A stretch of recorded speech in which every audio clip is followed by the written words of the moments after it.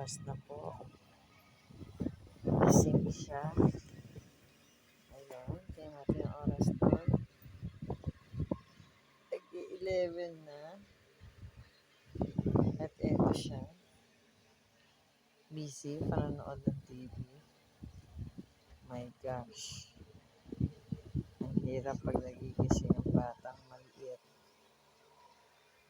Ayun. Katapos dumede. Ayan, ayaw matulog. Ay, nako.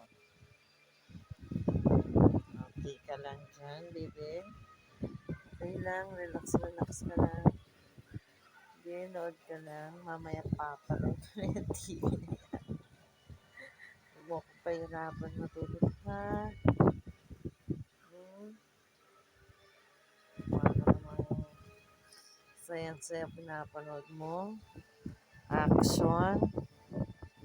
Jason Statham pa. Yung mga gusto mo.